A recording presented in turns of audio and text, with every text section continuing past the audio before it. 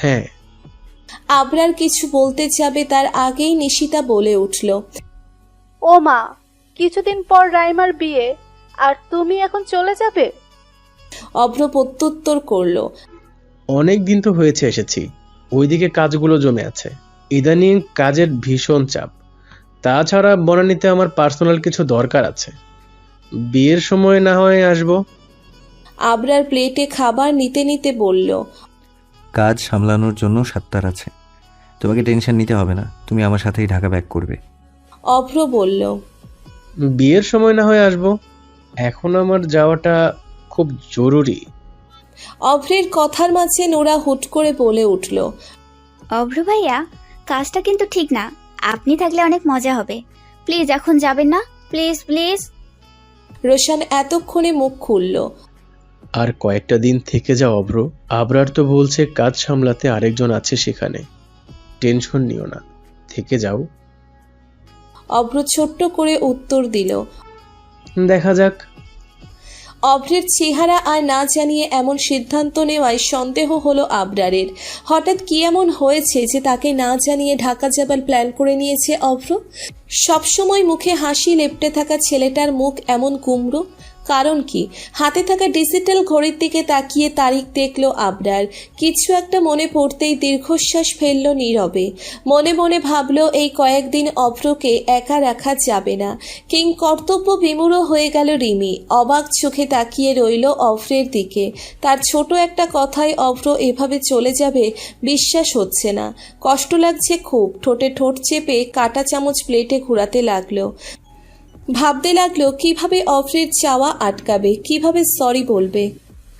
আষাঢ় মাসের কারণে বাহিরের পরিবেশটা আজ শীতল, কিন্তু দেবার মনটা আজ অস্থির। দাঁত দিয়ে নখ কাটতে কাটতে আবরারের রুমের সামনে পায়চারি করছে। এখন কি করবে ভেবে পাচ্ছে না। ডাক দিবে রাতের খাবার খাওয়ার জন্য, রাগ ভাঙাবে কিভাবে? এই ব্যাপারে কোনো অভিজ্ঞতা নেই তার। বারবার অস্থির মনে বড় বড় নিঃশ্বাস নিয়ে প্রশ্বাস ফেলছে। অতঃপর নিজেকে সামলে নিল। এবার দরজা ধাক্কা দেবার জন্যেই মনস্থির করল।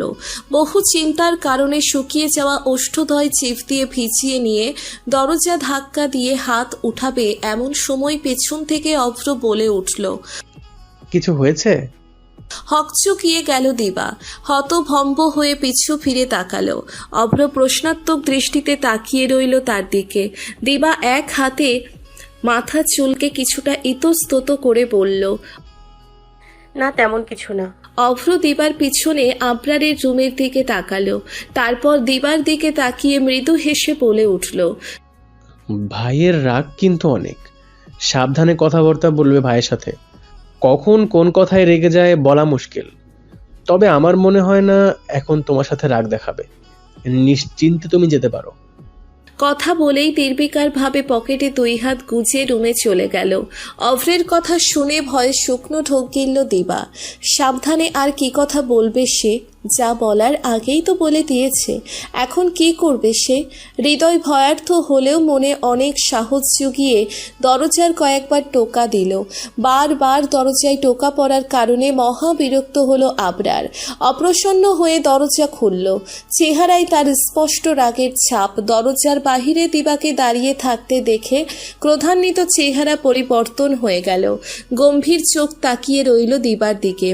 আবরার দরজা খোলার পর দিবা ঠোঁট টেনে বোকা বোকা টাইপ হাসি দিল একটা। সকালে যেভাবে রাগিয়ে দিয়েছিল, এখন যদি সেই রাগের বশে থাপ্পড় দিয়ে বসে কিংবা ভাঙচুর করে? মনের সাহস জোগালো দিবা। শুকনো ঢোক গিলে বলল, হ্যালো। প্রত্যুত্তর করল না আবরার। চোখ ছোট ছোট করে তীক্ষ্ণ চোখে তাকিয়ে রইল দিবার দিকে। তার এখানে আসার কারণ কি বোঝার চেষ্টা করতে লাগলো। আবরারকে চুপ থাকতে দেখে দিবা আবারও বলে উঠল, কতক্ষণ ধরে দরজার বাইরে দাঁড়িয়ে আছি, ভেতরে যেতে বলবেন না? কি অদ্ভুত লোক আপনি। ভেতরে আসতে হবে না। কথাটা বলেই দরজা লাগিয়ে দিতে লাগলো আবরার। তখনই দরজা লাগাতে বাধ্য দিতে দিতে চেঁচিয়ে উঠল দিবা, আশ্চর্য, দরজা লাগাচ্ছেন কেন? কত খারাপ আপনি, সরেন সামনে থেকে। এক প্রকার জোর দেখিয়েই দরজা ঠেলে রুমের ভিতরে ঢুকলো দিবা। অবাক হলো আবরার। দরজা না লাগিয়ে পা দিয়ে ঠেলে ভিড়িয়ে দিল কেবল। নির্বিকারভাবে নিচের স্টাডি টেবিলের কাছে গেল। দিবা আবরারের বিছানার উপর 2 পা তুলে বসলো। চোখ ছোট ছোট করে পর্যবেক্ষণ করতে লাগলো তাকে। নির্লিপ্ত আবরার নিজের মতো টেবিলে থাকা কিছু বই কাগজপত্র গোছাচ্ছে। ভুলেও দিবার দিকে ফিরে তাকাচ্ছে না। এভাবেই পার হলো অনেকটা সময়। দিবা চোখ ঘুরিয়ে দেওয়াল ঘড়িতে সময় দেখে নিল। আবরার এখনো কোনো প্রকার টুস শব্দ করছে না। কারণটা তার জানা। উঠেও আবরারকে খোঁচা দিয়ে বলে উঠল, কি ব্যাপার, সারাদিন কোথায় ছিলেন? বাড়ি ফিরলেন রাতে, তাও ভাব নিয়ে আছেন, হয়েছেটা কি? আবরারের একগাদা ফাইল ড্রয়ারে রাখতে রাখতে শুধালো। তোমাকে কেন বলবো? মুখ কালো করে ফেললো দিবা। মন খারাপ হলো। এত রেগে থাকার কি আছে? সে তো নিচে থেকে আবরারের রুমে এসেছে, তবুও লোকটা তাকে পাত্তা দিচ্ছে না। ক্ষুণ্ণ মনে বিছানা থেকে নেমে নিঃশব্দে আবরারের পিছনে এসে দাঁড়ালো। কোনো প্রকার সংকোচ ছাড়া আবরারের বাহু ধরে নিচের দিকে ফিরালো। ঠোঁট উল্টে ক্ষুণ্ণ মনে বলল, সরি, তখন রাগের বশে কি থেকে কি বলেছি জানি না। সকালে অনেক মন খারাপ ছিল, তাই হুট করে রেগে গিয়েছি। এতটুকুই তো রাগ দেখিয়েছি আপনার সাথে, তাই বলে এভাবে ইগনোর করবেন? আমার কিন্তু অনেক খারাপ লাগছে। মলিন কণ্ঠে কথাগুলো বলল দিবা। মন খারাপের কারণে ঠোঁট ভেঙে আসছে তার। এই বুঝি কেঁদে দিবে। নিঃশব্দে মৃদু হাসলো আবরার। দিবার দিকে একটু এগিয়ে নিবিড় হলো। প্রশ্নাত্মক দৃষ্টিতে আবরারের চোখের দিকে তাকালো দিবা। আবরার বিনা সংকোচে দিবার কোমরে 2 হাত রাখলো। ভরকালো দিবা। নির্লিপ্ত হয়ে আবরারের দিকেই তাকিয়ে রইল। দিবার কোমর শক্ত করে ধরে উপরে উঠিয়ে পাশে থাকা টেবিলে বসালো। দিবার একদম কাছাকাছি এসে মুখের উপর পড়ে থাকা চুলগুলো কানের পিছনে যত্ন সহকারে গুছিয়ে দিতে লাগলো। মৃদু গলা, আমি জানি আমাদের বিয়েটা স্বাভাবিকভাবে হয়নি। হঠাৎ অপরিচিত মেয়ের সাথে বিয়ে হয়, নিজের রাগ কন্ট্রোল করতে পারিনি, তাই তোমাকে ছেড়ে গিয়েছিলাম। কিন্তু এখন সব কিছু ঠিক করার চেষ্টায় আছি। আমি চেষ্টা করছি তোমার মনে আমার জায়গা করে নিতে। বিশ্বাস করো, আমার সবটুকু দিয়ে চাইবো তুমি শুধু আমাকে ভালোবাসো, সারা জীবন আমারই থাকো। কিন্তু তুমি যদি বারবার আমাকে এড়িয়ে চলো, তাহলে গড প্রমিস আমি 3য় বারের জন্য বাড়ি ছাড়বো। এই বাড়ি মুখ আর কখনো হবই না। এমন কথা শুনে চোখের দৃষ্টি তীক্ষ্ণ করলো দিবা। কপট রাগ দেখিয়ে বলে উঠল, আমি কি একবারও বলেছি যে আমি সম্পর্ক স্বাভাবিক করতে চাই না? আগে আগে একটু বেশি ভাবেন কেন? খুশিতে উষ্ঠদয় প্রসারিত হলো আবরারের। দিবার দিকে এগিয়ে একদম ঘনিষ্ঠ হলো। বাঁকা হেসে প্রত্যুত্তর করলো, স্বাভাবিক করতে চাও? দিবা মাথা ওপর নিচ দুলিয়ে হ্যাঁ চাই জানালো। আবরার ঠোঁটে দুষ্টু হাসি রেখে বলে উঠল, তাহলে আসো, আজ বাসরটা সেরে ফেলি। সম্পর্ক স্বাভাবিক করার প্রধান ধাপ। আজকে ওয়েদারটা কোল্ড, তোমাকে মারাত্মক হট লাগছে। বাসর করার জন্য একদম পারফেক্ট। চোখ দুটো ছানা বড়া হয়ে গেল দিবার। আবরারের আকস্মিক কথা শুনে হতভম্ব হয়ে গেল। লজ্জায় গাল দুটো লাল হয়ে গেল। দাঁতে দাঁত চেপে আবরারের বুকে মৃদু ধাক্কা দিয়ে একটু দূরে সরিয়ে দিল। লজ্জায় সংকুচিত হয়ে অস্ফুটিত কণ্ঠে বলে উঠল, অসভ্য লোক, এজন্যই তো আপনার কাছে আসে না। দিবার প্রত্যুত্তর শুনে উচ্চস্বরে হেসে উঠল আবরার। হাসি তার থামছে না। তার এই হাসিতে মুগ্ধ হলো দিবা, কিন্তু প্রকাশ করল না। উল্টে আবরারের মুখ চেপে ধরল যেন হাসির শব্দ থামে। চোখ দুটো বড় বড় করে কড়া গলায় বলে উঠল, চুপ, রাক্ষসের মতো হাসছেন কেন? আবরার মুখ থেকে দিবার কোমল হাতটা সরিয়ে দিয়ে ঠোঁটে হাসি রেখেই শুধালো, এইটুকুতেই অসভ্য বলে দিলে? আর যখন পুরোপুরিভাবে রোমান্টিক হয়ে যাব তখন সামলাবে কি করে? সরুন তো, নির্লজ্জ লোক। বলেই লজ্জায় আবরারকে ধাক্কা দিয়ে সরিয়ে দিল। টেবিল থেকে নেমে দৌড়ে চলে যেতে নিলেই আবরার দিবার হাত ধরে আটকে বলল, কোথায় যাচ্ছ? দিবা চোখ পাকিয়ে উত্তর দিল, রুমে যাচ্ছি ঘুমোতে। আপনাকে আমার বিশ্বাস নেই। আবরার দিবার হাত ছাড়ালো না। তাকে ইচ্ছে করে ডাকিয়ে বলল, আবারও ইগনোর করছো। তাকে ইচ্ছে করে রাগাতে সিরিয়াস চোখে মুখে তাকিয়ে বলে উঠল। হতভম্ব হয়ে গেল দিবা। কিসের মাঝে কি কিসের কথা বলল এই লোক? সে কোথায় ইগনোর করছে? রাগ হলো কিছুটা, তাই বিরক্ত হয়ে আবরারের হাত ঝামটা মেরে ছাড়িয়ে বিছানার দিকে যেতে যেতে রাগে গিজগিজ করতে করতে বলল, একেই বলে বেটা মানুষ, বললে 1 লাইন বোঝে 4 লাইন। বিছানার কার্নিশ ঘেঁষে শুয়ে পড়ল দিবা। নিচের ঠোঁট কামড়ে হেসে ফেলল আবরার। দরজা লাগিয়ে লাইট অফ করে বিছানায় আসলো। দিবাকে পেছন দিক দিয়ে জড়িয়ে ধরে শুয়ে পড়ল নিজেও। ঘাড়ে গভীর একটা চুমু দিয়ে বলল, কাল কলেজ আছে তাই না, ঘুমিয়ে পড়ো জলদি। অন্ধকারেই মুচকি হাসল দিবা। বিমুখিত হয়ে মৃদু গলায় জানালো, গুড নাইট। অতঃপর ঘুমিয়ে গেল আবরারকে জড়িয়ে ধরে। অন্ধকার নিস্তব্ধ পরিবেশ, চারপাশ থেকে ঝিঝি পোকাদের কর্কশ ধ্বনি ভেসে আসছে। অম্বরে অর্ধ ঝোলাকৃতির চাঁদটা তার জ্যোৎস্নায় আলোকিত করেছে ধরণী। ঘড়ির কাঁটার টিকটিক শব্দ কানে স্পষ্ট বাজছে।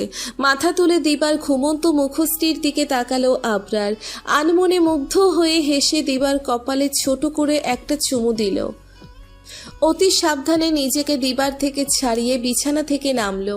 নিঃশব্দে রুমের বাহিরে গিয়ে দরজাটা ভিড়িয়ে দিল। তারপরই পা বাড়ালো অভ্রের রুমের দিকে। দরজার কাছাকাছি এসে নক করার কিছুক্ষণ পরেই দরজা খুলল অভ্র। চেহারা তার মলিন, চুলগুলো উস্কো খুস্কো হয়ে কপালে পড়ে আছে।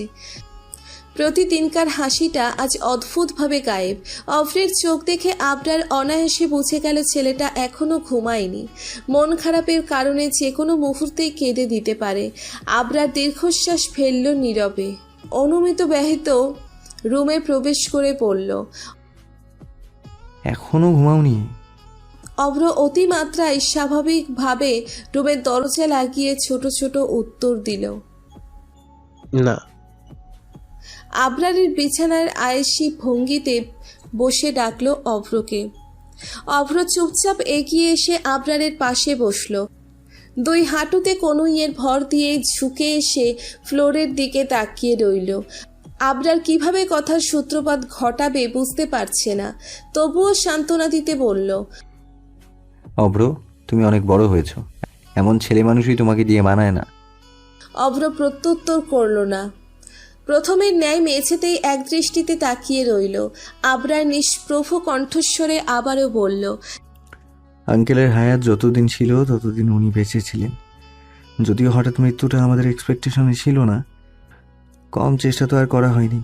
কত শত মানুষ ক্যান্সার থেকে মুক্তি পেয়েছে, কিন্তু আঙ্কেল পায়নি। তকদিরে যা ছিল তাই হয়েছে। আল্লাহ ওনাকে জান্নাত নসিব করুক, দোয়া করি। নিচের ঠোঁট কামড়ে মাথাটা উপর নিচ তোলালো অভ্র।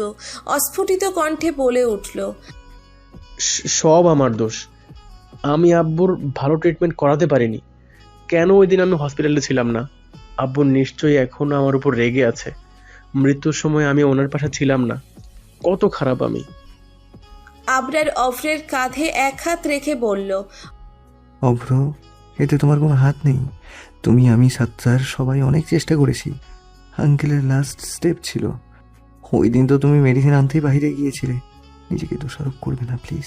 আঙ্কেলের জন্য দোয়া করো। অভ্র কান্না মিশ্রিত কণ্ঠে বলল, খুব ছোটবেলায় মাকে হারিয়েছি। তখন থেকে আব্বু পাশে ছিলেন। আর আজ 2 বছর হলো আব্বু নেই। অথচ দেখো, আমি কিন্তু বিন্দাস আছি। সত্যি বলছি ভাই, আব্বুকে ছাড়া থাকতে পারছি না। আর আমার অনেক কষ্ট হচ্ছে। নীরবে দীর্ঘশ্বাস ফেলল আবরার। যথাসম্ভব সান্ত্বনা দেওয়ার চেষ্টা করল অস্ত্রকে। অভ্র ও আবরারের সম্পূর্ণ কথোপকথন রুমের দরজার বাহির থেকে শুনে স্তব্ধ হয়ে গেল রিমি। প্রতিক্রিয়াহীন হয়ে পড়েছে সে। বহু ভেবেচিন্তে অভ্রকে সরি বলতে এসেছিল যেন আগামীকাল চলে না যায়। দরজার বাহির থেকে টোকা দেবার আগেই আবরারের কণ্ঠস্বর কানে আসলো। এক এক করে দুজনের কথাগুলো শুনেই চোখ দিয়ে আপনা আপনি কয়েক ফোঁটা জল গড়িয়ে পড়ল। বড্ড অপরাধ বোধ কাজ করল মনে। চুপচাপ নিচের রুমে এসে দরজা লাগিয়ে দিয়ে বিছানায় বসলো। কেঁদে ফেলল রিমি। কতটা খারাপ সে। ছাদে তখন এভাবে কথা বলা উচিত হয়নি তার। নিজের প্রতি রাগ হলো প্রচুর।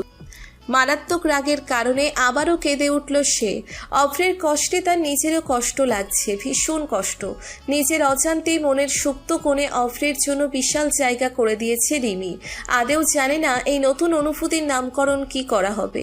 ভোরের আলো ফুটতে এখনো বাকি, চারপাশ ঘুটঘুটে অন্ধকার না হলেও ছিমছাম আবছা আলোতে পরিপূর্ণ রাতের অর্ধ গোলাকৃতির চাঁদটা আকাশে মিলিয়ে গেছে।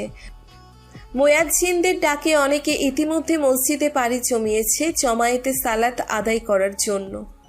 সারা রাত নির্ঘুমে কাটিয়েছে রিমি। শেষ রাতের একটু চোখ লেগেছে, তবুও আজানের ধ্বনিতে উঠে পড়ল। চটজলদি নামাজ পড়ে বিছানায় বসে গড়িমসি খাচ্ছে প্রায়। অভ্র চলে যাবে এই একটা কথা মাথায় ঘুরপাক খাচ্ছে শুধু। কিভাবে সরি বলবে, কিভাবে তার যাওয়া আটকাবে তাই ভাবছে।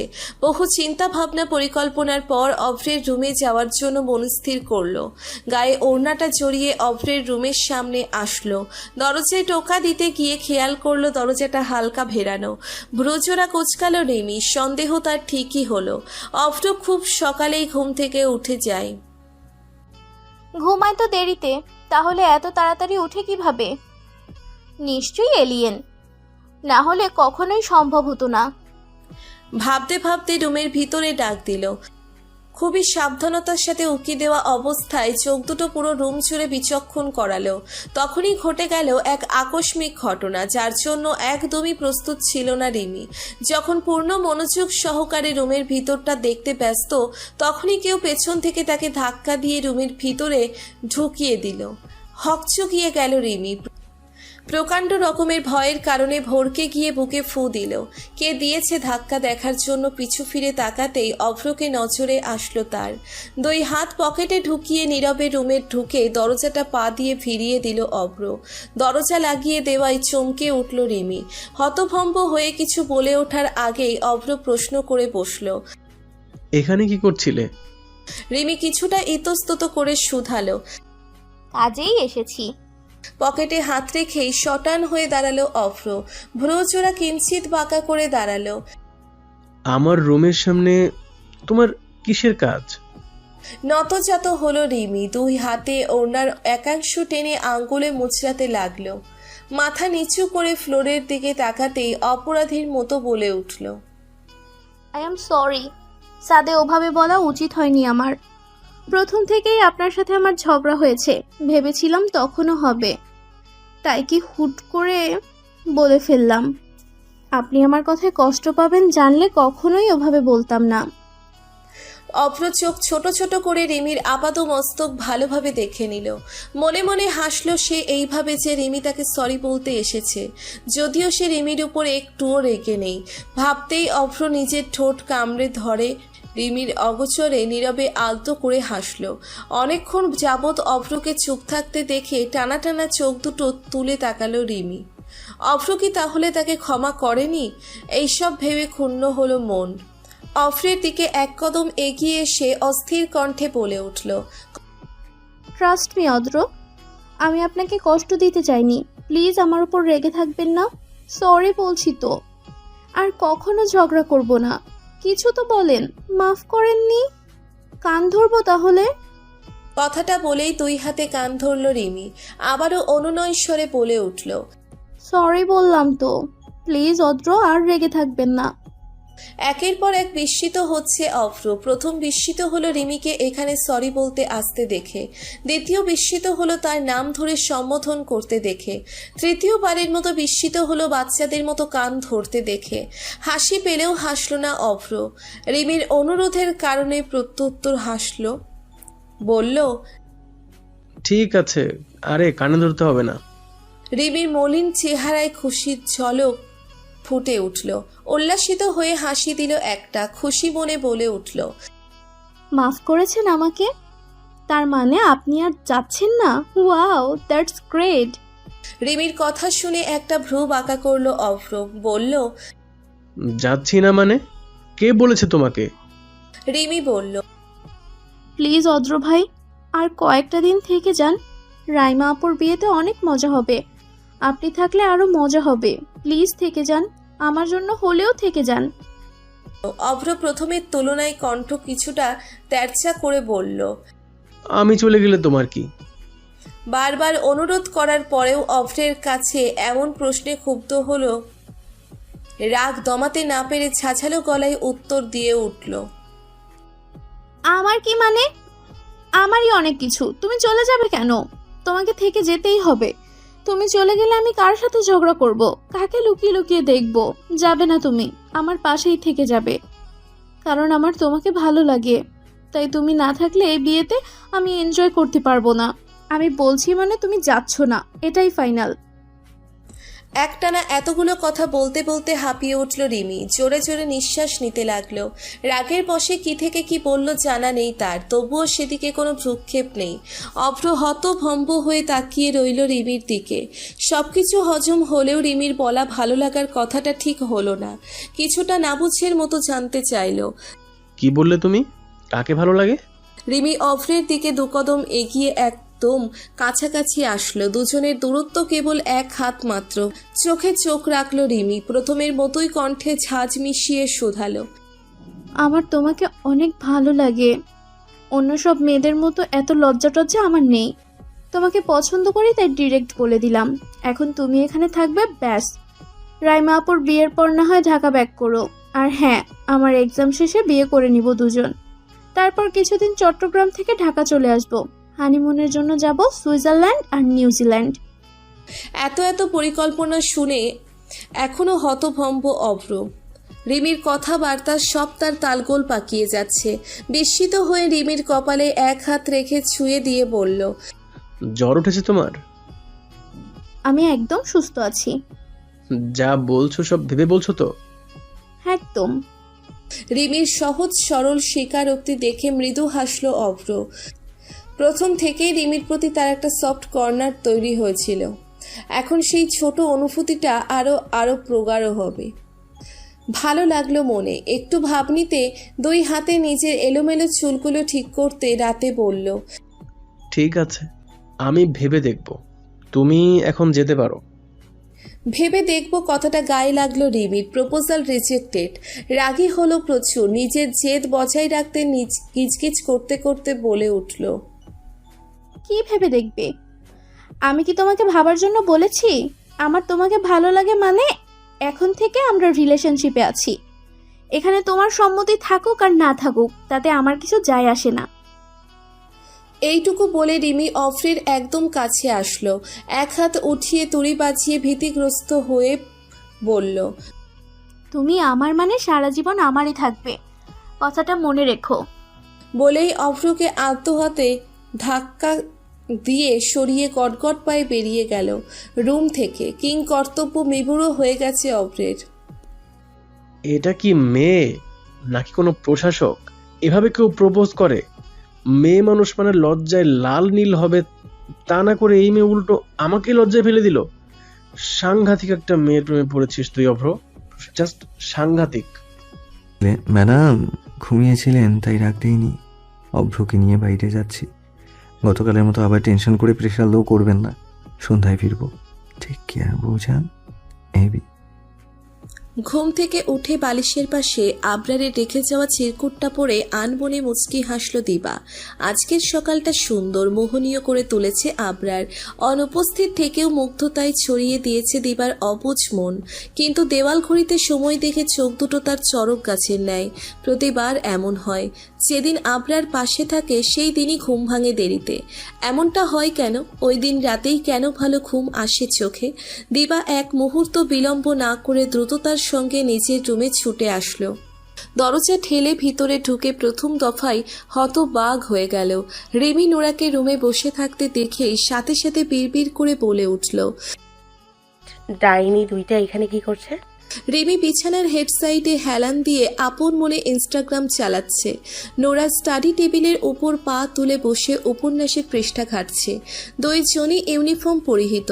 সকালে সময় মতো তৈরি হয়ে দিবার রুমে এসেছিল 2 জন। প্রতিদিনকার মতো আজও 3 জন একই সঙ্গে নাস্তার টেবিলে যাবে এই ভেবে, কিন্তু সেগুড়ে পালি। রুমে এসে দেখল দিবা নেই। অনেক খোঁজাখুঁজি ও ভাবাভাবির পর বুঝতে পারল আবরারের রুমে। তখন থেকেই 2 জন এখানে সেখানে অপেক্ষায় আছে।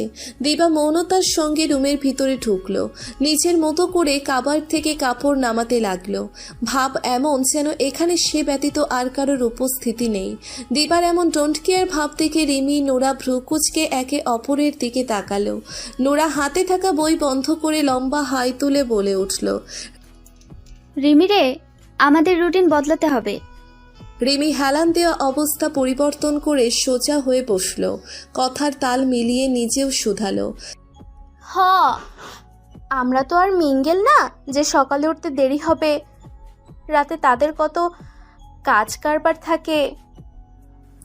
রিমির এমন কথা শুনে স্তম্ভিত হয়ে গেল দিবা। অবাক হয়ে চোখ দুটো ছোট ছোট করে রিমির দিকে তাকালো। নোরাও রিমির কথার প্রত্যুত্তরে পড়ল। হ্যাঁ ভাই, এখন থেকে রেডি হয়ে সোজা নাস্তার টেবিলে চলে যাব। মানুষ তো ঘুমিয়ে থাকবে, তাদের জন্য আমাদের দেরি করে লাভ কি? দিবা কোমরে এক হাত রেখে চোখ পাকিয়ে বলে উঠল। আশ্চর্য ভাই, যা বলার সরাসরি বল না, এভাবে কথা বলছিস কেন? রিমি চেহারায় কাদু কাদু ভাব এনে বলল। নুরা বোন রে, আমাদের আর ভেতরে বউ রেখে দরজা আটকে ভাইয়ের থেকে টাকা আদায় করা হবে না। দিবা বুঝতে না পেরে প্রশ্ন করল। কিসের টাকা? নোরা ধপাস করে টেবিল থেকে নেমে দাঁড়ালো। দিবার কাছে এসে মাথায় একটা গাঁটটা মেরে পড়ল। বাসরাতের কথা বলছে গাধা। মাথায় গাঁটটা মারাই চোখ পাকিয়ে তাকালো দিবা। রিমি বিছানা থেকে নেমে এসে দিবার গা ঘেঁষে দাঁড়িয়ে ভ্রুচোরা নাচিয়ে নাচিয়ে বলল। আমরা কি ফুকুর ডাক শুনতে পাবো বইন? তোদের মুন্ডু। কথাটা বলেই কাপড় নিয়ে ওয়াশরুমে চলে গেল দিবা। সে যেতেই রিমি নোরা উচ্চস্বরে হাসিতে মেতে উঠল। দুইজনই খুশি হলো এই ভেবে যে আবরার আর দিবার সম্পর্ক স্বাভাবিক হয়ে গেছে। আষাঢ় মাস শেষ হতে আর মাত্র কয়েকটা দিন বাকি। বাদলা দিনের সুবিশাল আকাশটা ঘন কালো মেঘে আচ্ছন্ন। কলেজের পাশে কৃষ্ণচূড়া ফুলগুলো বৃষ্টির পানিতে ভিজে টইটম্বুর। সদ্য ফোটা কচি পাতাগুলো তার সবুজ রঙে চট্টগ্রামের পরিবেশ করেছে প্রাকৃতিক রানী। পানিতে ফোটা শাপলা ফুলের মনোরম সৌন্দর্য যেন বর্ষাকালের ঋতুকে শ্রেষ্ঠ ঋতু হিসেবে গণ্য করে। সকাল থেকে শীতের বাতাসের সঙ্গে ইলশেগুড়ি বৃষ্টি ছিল। দুপুরের দিকে আকাশটা স্বচ্ছতায় মুখরিত হলো। ক্লাস শেষে বেল পড়তেই আগ্রাবাদ মহিলা কলেজ কোলাহলে পরিপূর্ণ হলো। শিক্ষার্থীদের আনাগোনা শুরু হলো চারপাশে। দিবা সিঁড়ি দিয়ে নামার সময় রিমি ও নুরার উদ্দেশ্যে বলল। তোরা বাড়ি চল, আমি নোটগুলো রাস্তাকে দেখিয়ে আসছি। সিঁড়ির থেকে নেমে তিনজন একপাশে দাঁড়ালো। নুরা বলল। পরে তুই একা যাবি কিভাবে? আমরা না হয় একটু দাঁড়িয়ে থাকি, তোর কাজ শেষ হলে একসাথে যাব। রিমিও সম্মতি দিল নুরার কথায়, কিন্তু দিবা শুনল না। নোটগুলো দেখাতে দেখাতে অনেক সময় লাগবে। তাছাড়া এখন বৃষ্টির সময় একা রিক্সা দিয়ে বাড়ি যেতে ইচ্ছে করছে তার। তাই রিমি নুরাকে রাখতে চাইল না। জোরপূর্বক দুজনকে পাঠিয়ে দিল বাড়িতে। ওরা যেতেই স্বস্তির নিঃশ্বাস ফেলল দিবা। মনে মনে ভাবল অন্য কোনো সময় তিনজন মিলে ঘুরবে। অতপর সময় নষ্ট না করে রাজের কেবিনের দিকে পা বাড়ালো। দরজার সামনে এসে হাত উঠালো টোকা দিতে। তখনই রাজ কেবিনের দরজা খুলে বাহিরে আসলো। হঠাৎ বাহিরে আসায় টোকা দরজায় না পড়ে রাজের গায়ে পড়ল। আকস্মিক ঘটনায় হকচকিয়ে গেল দিবা। ভরকে গিয়ে আমতা আমতা করে বলল। সরি স্যার, আমি দেখতে পাইনি, সরি। আসলে নক করতে এসেছিলাম তখন। দিবার কথা সম্পূর্ণ শেষ করতে দিল না রাজ। তার আগেই রাজ বলে উঠল। ইটস ওকে, এখানে তোমার দোষ নেই।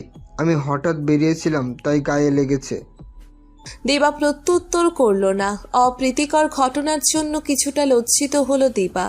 অপরাধীর মতো তাকিয়ে রইল কেবল। রাজ মৃদু হেসে দিবাকে স্বাভাবিক করতে বলল। কি বলতে এসেছিলে নাকি? শুকিয়ে যাওয়া ওষ্ঠদয়ে চিপ বলিয়ে ভিজিয়ে নিল। শোধালো। আসলে স্যার, নোটগুলো আপনাকে দেখাতে এসেছি, সবকিছু ঠিকঠাক আছে কিনা তাই, যদি একটু হেল্প করতেন। কিন্তু এখন তো কলেজ ছুটি হয়ে গেছে, ব্রেক টাইমে আসতে পারতে। দিবা মাথা কিছুটা নত করে অন্যদিকে তাকিয়ে মিনমিন কণ্ঠে বলল। আসলে ব্রেক টাইমে আসবো ভেবেছিলাম, কিন্তু তখন অনেক খিদে পেয়েছে, তাই আর। দিবার কথা শুনে আলতোভাবে হাসল রাজ। যতবার দিবার সাথে দেখা হচ্ছে ততবার দিবার সম্পর্কে নতুন নতুন তথ্য জানতে পারছে। মেয়েটার সব কিছুই মুগ্ধ হওয়ার মতো।